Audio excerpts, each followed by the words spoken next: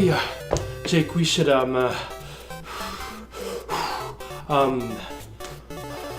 Jake. Yeah. You want to try that again? We should play games on the show.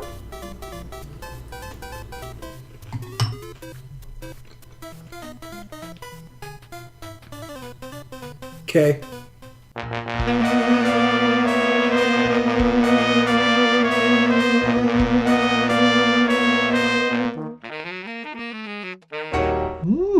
Ham and cheese.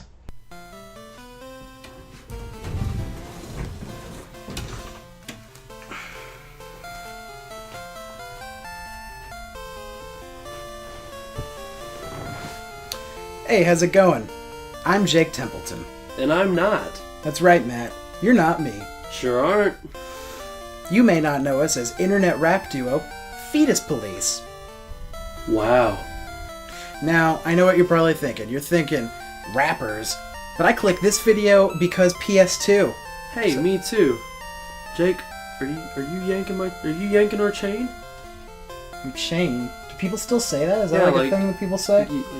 Like yanking? That's not. yanking. But that's It's like pulling your leg. But you were just pulling your collar. What does that have Well, to? like if I didn't have a shirt on, like if I had a chain on, and you were like yanking it, like But that. Why would I do changing the that? game. That like, seems like kind of a Reservoir Dogs. For the Play Center too. For those of you who may not know, Reservoir Dogs was the first film by writer-director Quentin Tarantino, and it's widely considered one of the greatest films of all time. It was released in 1992. Then 8 years later, the PS2 came out. Then, another 6 years later, this game was released to store shelves. That's 14 years! 14 years! What could possibly go wrong? Nothing.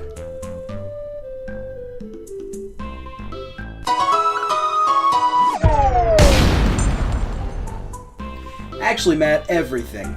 Everything could go wrong. And it did.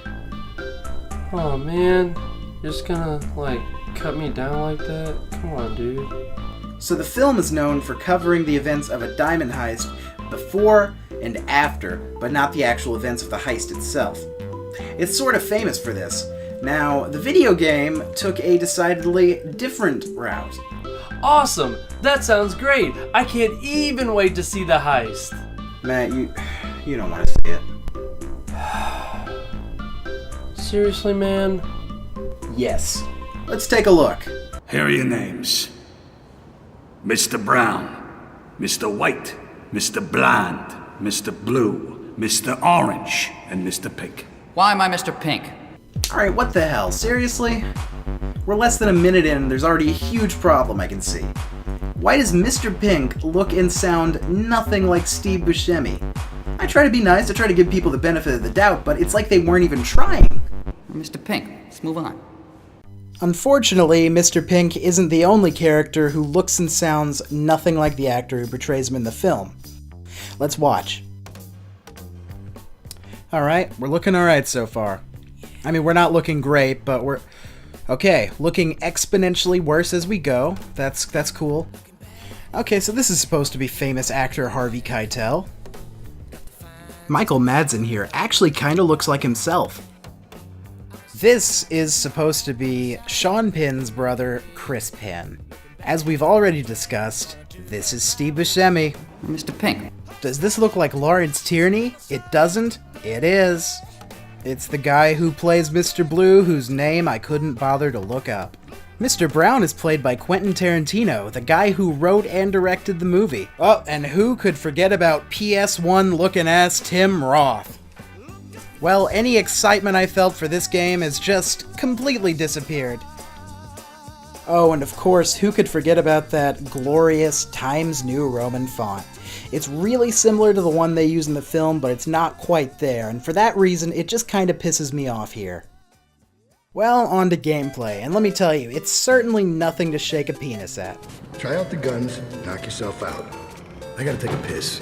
As Mr. Blonde goes outside to pee for some reason, you might notice that he not only looks like Michael Madsen, but he also kinda sounds like him. That's because Michael Madsen is the only actor to reprise his role from the film. Not Tim Roth as Mr. Orange, but Mr. Blonde. That explains everything! So they just kinda leave us alone in the warehouse with a bunch of guns. I'm not sure why they would— Let's shoot him! Okay, I get that guns are loud in real life and all, but I had the TV turned up since the standard volume of everything else in this game is relatively low. And this nearly blew my speakers. And watch this! The explosion isn't even louder than shooting a bag. The gunplay itself works. It's not bad per se, but it's not exactly fluid either. There's this auto lock-on feature that gets in the way as much as it helps, especially when multiple targets are present. Bullet Festival He said the place turned into a fucking bullet festival. is dumb. It reminds me of the Deadeye mode that would later appear in Red Dead Redemption, but shittier. The execution takes way too long, kinda like using VATS in Fallout, but without the camera changes and other things that make that, good.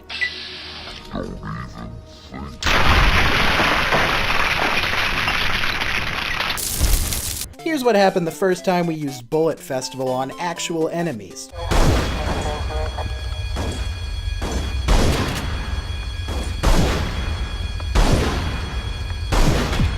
Man down.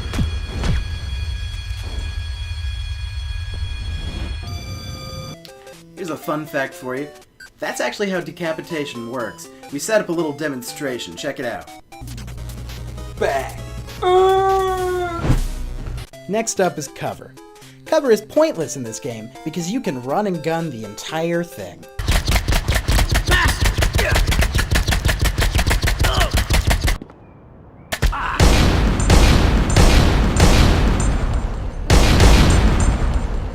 But don't take it from me. Listen to what Mr. White has to say. If you're so inclined, you can try out some of that commando shit. Cops are easily confused if you're rolling about. Next up is this game's supposed big selling point, the crowd control system. And these wise guys will be playing the real people. I am working the cashier's desk. I'm enjoying my 9-to-5 existence in the #1 most dangerous clerical position covered by minimum wage. Okay, I didn't ask for a running commentary. It works well enough. You threaten a civilian, they freeze. Then you can take one as a hostage, or just make them run around in circles. You hurt your hostage, cops drop their guns. The system works great, but it's just so boring to use. You move really slowly with a hostage, but you have to always have one if you want to avoid firefights. I like to think on a more genocidal level, so this is what we use crowd control for. It's funny because they were trapped. Orange got tagged. So this is jarring. There are cutscenes between every level, but they're all just different clips from the same part of the film. That's not really an issue, but they have little if anything to do with the level that follows. It feels like they were trying to lead into the next mission, but it's just sloppily done. If anything, I'd compare them to the work of Vincent Van Gogh. They pique your curiosity, sure, but at the end of the day, they're as shallow and unsatisfying as a Michael Bay film. Level 1 starts where you would expect Level 1 to start. The heist has just gone south and we're placed in the shoes of Mr. Blue?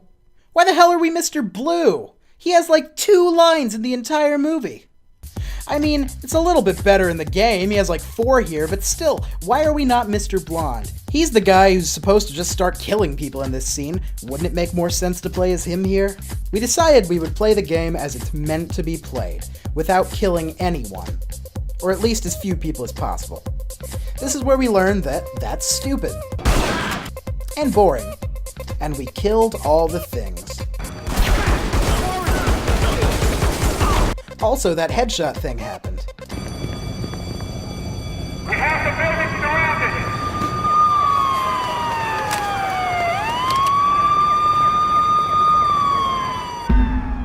So we finished the level, and it looks like all those killings have given us a psychopath rating. We also could have gotten professional if we'd killed no one or next to no one, or career criminal if we had pulled a Mitt Romney and just been all wishy-washy. Calling you out, Mitt. Get on my level, scrub. There are technically 3 endings, but they just slightly change what happens to Mr. Pink during the credits. We know this because the internet told us. We sure as hell weren't gonna play this game 3 times. Level 2! Ah shit, it's a driving level. The driving mechanics are garbage. They're way too floaty, slidey, and after taking the wrong turn, we still won the race. Oh, did I not mention there was a race? Doesn't matter. Not important. Moving on. After level 2, everything's pretty repetitive. Do some shooty, then some drivey, then repeat. Here's all you really need to know about levels 3 through 15. 3. Mr. Pink shoots people. Also, we couldn't figure out how to open this door. 4. Same thing as 3, but with Mr. White. 5. Driving mission, but Orange is dying, so you can't hit too many things. We did anyway. It's dead! I'm not a doctor. Also, there's some of the most unnecessary slow-mo I've ever seen in my entire life. Christ! Larry! I'm dying, Larry! Well, looks like one of them Duke boys is bleeding out. Needless to say, they're at it again. I'm gonna die! Number 6. Mr. Blonde has a tranquilizer gun, because that makes sense for his character.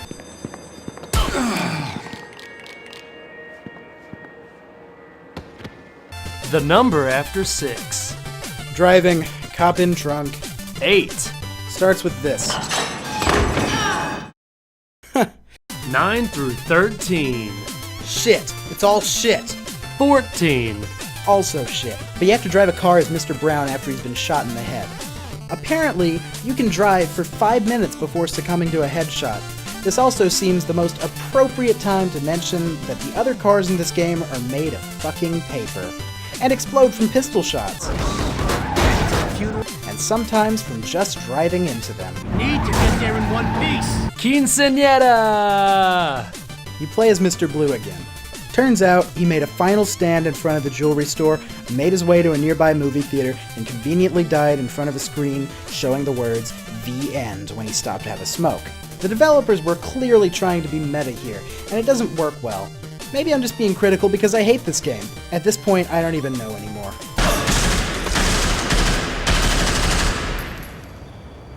Now, with all that being said, I think it's safe to say we are at the end of the first episode of the number 2 special. And here comes the check, Jake. Oh yeah, is that gonna be like our quirky thing at the end of every episode? We say, "Here comes the check," and we deliver our final verdict, our final thoughts on the game. No, I think it's just more of a one-off thing, but whatever. You know, that's fair enough. So, on a scale of Mr. Brown to Joe Cabot, we give this game a Mr. Pink. Why am I Mr. Pink?